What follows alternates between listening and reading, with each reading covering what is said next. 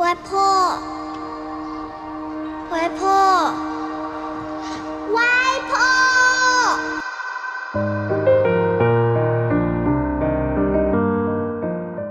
Ya, sebelum nonton, kuharap kalian siapkan tisu, apalagi yang punya MBTIF ya. Sebuah film genre slice of life yang menarik dengan dibalut tema father and kids, ayah dan anak. Memang amat sangat mudah untuk memancing air mata ya pakai tema-tema kayak gini nih. Tapi gue masih kuat sih, walau mereka tidak berhenti memancing-mancing gue untuk nangis dengan story yang bertubi-tubi itu. Untung sang MC nggak jadi villain ya. Karena dia kayaknya punya alasan yang bagus banget untuk jahat di dunia itu sih. Untuk story nggak terlalu berat tapi berpesan. Semuanya kerasa padat, cepet di awal. Jadi gua harap sih kalian fokus untuk fase awalnya ya, tapi masih nyaman untuk ditonton kok, tenang aja. Karena acting main role di sini oke banget. Sain Mei dan Xiao, chemistry-nya luar biasa, terutama si Xiaowan ya, bocah yang memiliki bakat acting luar biasa menurut gua. Gue penasaran sih sekarang dia masih main film atau enggak ya.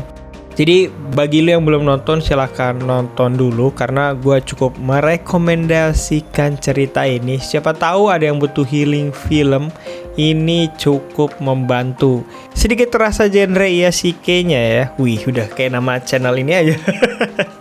Maka dari itu gue masukin film ini ke planet es gue. Silahkan nonton dan kuharap lu bisa nonton sih untuk menyembuhkan mental emosi lu setelah bekerja sepanjang weekdays. Ini ngebantu menenangkan emosi lu sih.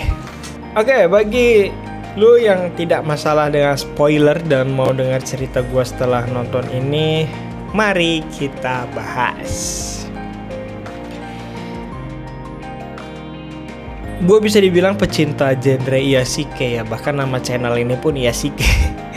Dan film ini adalah salah satunya. Semua yang bertema menyembuhkan hati dan emosi sering gue tonton, dan film ini kayaknya terlewat karena emang rilis 2 tahun yang lalu dan dari Cina.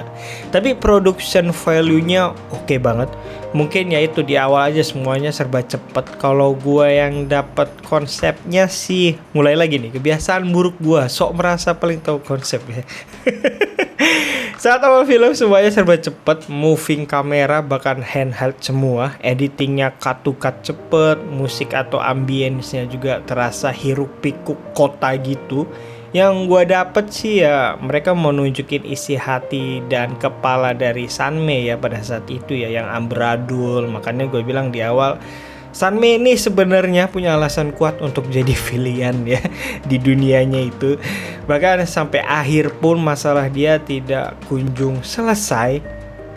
Gokil sih, penulis ceritanya punya fetish bikin protagonis menderita dengan masalah bertubi-tubi, sampai akhirnya ya Sanmei makin lama makin kuat dan memiliki sifat yang dewasa. Ditambah ada sang bocil keberuntungan Xiao ini, hidupnya mulai berubah dan berhubungan dengan shoot kamera ya, atau pengambilan gambar yang sebelumnya gue spill tadi.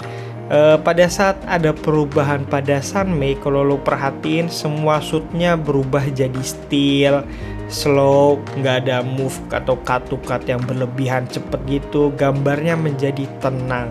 Ya mungkin ini gambaran si Sanmei sih yang udah mulai berubah, berpikiran tenang dan menjadi ya sosok yang dewasa gitu. Momen terbaik menurut gua selain Xiao manggil Sanmei ayah ya, adalah ya itu Sanmei berusaha banget ngebenerin data dari jam tangan lamanya Xiao. Dan ini adalah salah satu pesan menariknya kalau menurut gua ya. Kalau lo ngebantu orang dengan tulus saat lo butuh bantuan dan ketemu orang itu lagi, dia akan ngebantu lo juga, kayak kasus benerin data jam tangan ini. Ya semuanya oke lah, artnya juga oke. Itu rumah kecil dibikin rusak, dibenerin, dihancurin lagi, dibenerin lagi dan lain-lain, tapi tidak ada kesan aneh di frame. Kayaknya sih bekerja keras banget itu ya tim continuity-nya. Mungkin gue kesel di akhir aja sih, kenapa Sunmei nggak nikah sama ibunya Xiao aja gitu, kan bisa ya, nggak perlu diambil Xiaonya terus lagi di endingnya. Kenapa ditanya mau kerja di tokonya apa enggak? Aduh, kesel banget sih gue di situ. Karena tidak sesuai ekspektasi gue ya. Coba dia nanya kayak, apa kamu mau menikah denganku, itu lebih keren sih menurut gue. Walau gue tahu itu akan terjadi ya di kemudian hari atau beberapa tahun kemudian, cuman nggak diliatin aja karena ya filmnya udah habis. Tapi dari shoot terakhir kelihatan sih Sunmei ini bakal jadi ayahnya Xiao dan akan jadi suaminya ibunya Sayo.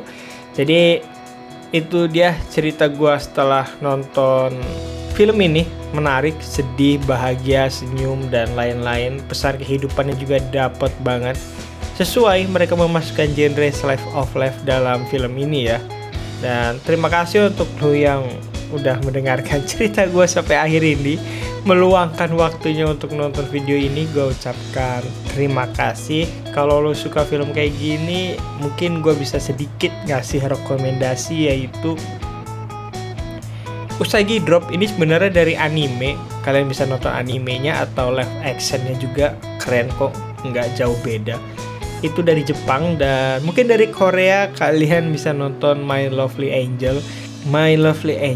Selanjutnya apa ya, Miracle on Seven, kayaknya udah pada tahu deh. Jadi gue rekomendasiin aja Fatherhood yang dari US. Jadi itu dia, sekali lagi terima kasih banget yang udah nonton sampai detik ini, and bye bye.